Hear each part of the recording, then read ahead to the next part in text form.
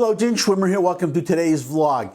Today I'm going to reply to a comment that I got this morning or maybe late last night, not exactly sure. First, my policy on replying to comments before I reply to this one. My policy is really to try not to reply to comments because I believe that I have the vlog to say whatever I want for as long as I want. So I leave the comments section alone, and I think, because I try not to argue with or debate a commenter. I gave my opinion in the vlog, you give your opinion. What I would really like to see is a debate among commenters for all of you to talk to each other. Maybe as I get more viewers, that will happen. The comment is from Rain. The comment is for not a recent video, but one I did 3 years ago. If you look, well, here's the little screenshot here. Demonetized YouTubers, stop whining. This was at least probably 3 years ago. You can see me sitting in an office. That's my office in New York. I used to live in New York. I moved to Tennessee a year and a half ago, so this definitely predates that. I kind of miss my office, but it was kind of nice going to an office. And behind me is a window there. That window, the office was 59th Street and Madison. Lord knows what it looks like today, but it is or was an upscale area. Through that window behind me, you look behind that window, you see in the distance the Plaza Hotel, which Donald Trump owned for a while, and 6 degrees of separation element here.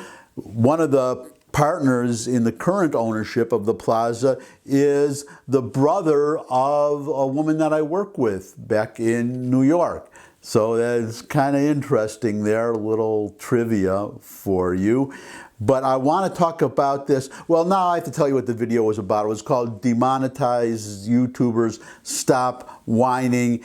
And it was about YouTubers, some of them complaining that their videos were getting demonetized. In other words, you see these ads, if you weren't aware, you see ads on a lot of YouTube videos. If you have a certain viewership, a certain number of subscribers, and a certain amount of time watched, then YouTube can put ads, or they will if you want, put ads on your videos so that you can make some money from them. But sometimes, even though you meet the qualifications, YouTube, in their own bias or wisdom, in their sole discretion, they'll demonetize a video, meaning that no ads will be shown on that video. So some of these YouTubers are complaining, or were, when their videos get demonetized, because they sometimes don't understand, sometimes it seems arbitrary.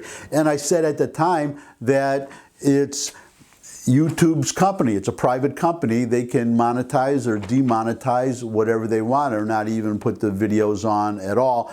But I've learned something since then, so I just wanted to give you a little update that was inspired by Rain's comment because of something called Section 203. Now, this is not about monetization. This is about showing videos at all. I'll try to be brief on this, but YouTube was originally just showing whatever got posted. You'd post a video and it would be shown, but they started deciding not to show certain videos at all. I'm not talking about ads, I'm just talking about not even showing the video.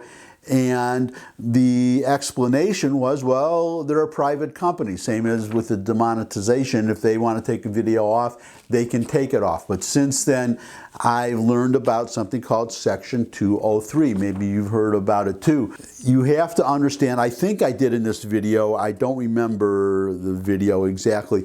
I think I said that it's just like the New York Times. They publish what they want to publish. But there is a big difference there. When the Times publishes something, if it's libelous, they can be sued. In fact, the Washington Post just paid a big settlement to Nick Sandmann, the guy the teenager in the red MAGA cap, who was branded as a racist in an article by the Washington Post. He sued for libel and he won.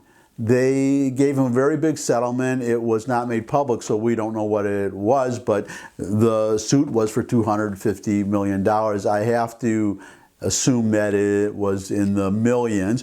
And Sarah Palin, she sued the Times for libel over an article that appeared some years ago. I won't go into all the details. It's not relevant right now. It's just that she went to court. The Times, their lawyers, they pushed to have the suit dismissed, and that didn't happen. The court said that she's got a very good case here and it's going forward. Now, the point of all this, what I'm getting to, is that YouTube, they are exempt from getting sued over anything that they put on. They cannot be sued because of this Section 203 that it insulates them from being sued for what they put on their platform. But that's because they claim to be a mere platform, a conduit. They put the stuff out there, they don't vet it, they put everything out, so they're not responsible. In other words, they're not a publisher. They're a conduit. They're just a platform. They're not a publisher. That is their logic. But now they are censoring videos. They are deciding what they put out, and so Congress is taking a second look at this Section 203. Maybe YouTube and Facebook and Google should not be exempt because they're starting to decide what gets put out and what does not. So they are now acting as a publisher, and if they want to do that, they can do that. It's a private company, but they should be liable for what they put out, meaning that, well, just the amount of stuff that is put up on YouTube every second, literally every second. So YouTube would need a whole lot of editors to vet every single video before allowing it onto YouTube, plus all the lawyers that would be needed to vet the videos to make sure that there's nothing libelous in the videos. My solution is that, because they're talking about taking this away, or they're talking about calling YouTube a platform, but then they cannot decide what goes on and what does not go on. They have to put everything out there on their platform. But my solution would be to give them a choice. Same as when you do your income taxes, you can take the standard deduction or you could itemize. Businesses have various options for how they want to report their taxes and how they want to report their profits and their accounting methods and so on and so forth. So I would give a choice to YouTube and Facebook and all these websites. I would say that you decide what you want to be. If you want to decide what goes out there, then you choose to be a publisher and you can be sued. Or you can choose to be a platform, in which case you have to put everything out. So that is my solution. Just wanted to give you that little update that was inspired by Rain's post now, or Rain's comment. Now I just want to discuss a couple of other things, because that's when I said that I don't argue or debate the commenters, and that's true in this case too, Rain. I'm not debating or arguing with you,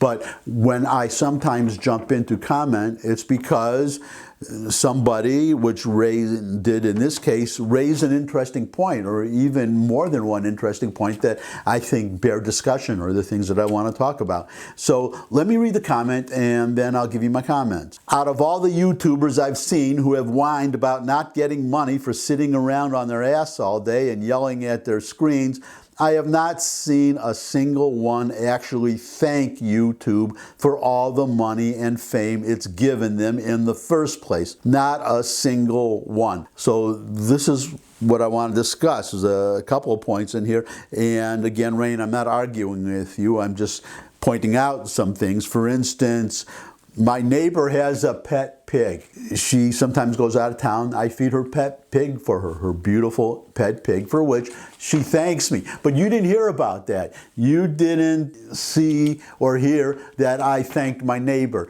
And Sometimes she'll do me a favor. I don't know why, I never asked her to, but we have to put out the trash cans. It's a condo, it's like a little community. I put out my trash can and the trash guys come and they collect the trash, and then she takes the trash can and she puts it back for me. After I've put it out, she puts it back in its place for me. I never asked her to do that, and I always thank her, and you never hear about that. Rain never heard about that either. And that's just my minor point, that if you're not the chairman or president or whatever of YouTube, then why should you hear about it? I mean, you're saying that these vloggers have to publicly thank YouTube. They do thank YouTube when they get an award. You get these little plaques for having a certain amount of subscribers.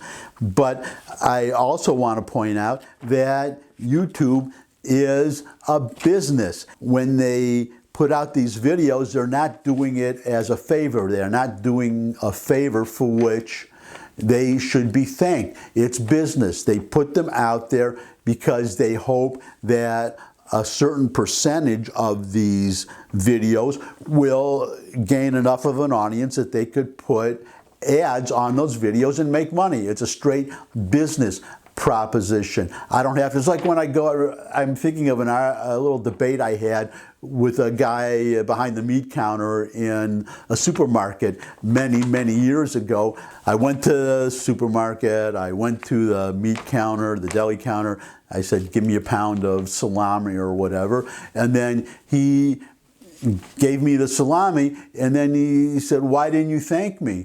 And I said, well, no, you got it backwards, because I've been behind the counter on the other side. I used to work for my father's fruit market. You should be thanking me. You're thanking me for my business, that I chose to shop here, not somewhere else. I don't. It's not like you handed me something. I don't have to say thank you. So who should be thanked, or whom should be thanked? Correct my grammar here. Whom should be thanked? It's a simple business proposition that these ads are put on the YouTube platform. They get a certain percentage, I get a certain percentage, and that's the end of it. Nobody needs to thank, well, we don't need to thank each other, but whom should we thank? And this is my point. YouTube and I should thank Rain. We should thank you, Rain. We should thank you and everybody else who watches a YouTube video, because that's how they make their money. They, and me too, if I ever get enough viewers to have ads on my site. It's because of you, because you have so many other things you can do in your life. None of us lives forever. Other things you could do with your time, and you honor me by spending some time with me. And if I make some money from it, it's again because you chose to spend your time that could be spent doing something else with me. So YouTube and I, we thank you. I don't have to thank YouTube. YouTube doesn't have to thank me. We all have to thank you. I do that at the end of every video, and I'm going to do it at the end of this video like I do for all the others. That's it for today. Thank you, thank you, thank you for taking time out of your busy day, or even taking time out of sitting on your ass. I mean, whatever you're doing, you don't have to watch my videos. I appreciate it. I appreciate it so much that you take the time to watch my videos. And I would also appreciate, if it's in your heart to do it, a thumbs up if you like this video. Share with anybody you think would also like the video. Got any comments? You can put them, just as Rain did, in the comment section below the video. You could ask questions, suggest future topics. You could subscribe. I love getting subscribers. But most of all, come back and see me again. I look forward to seeing all of you again. And until I do see all of you again, bye.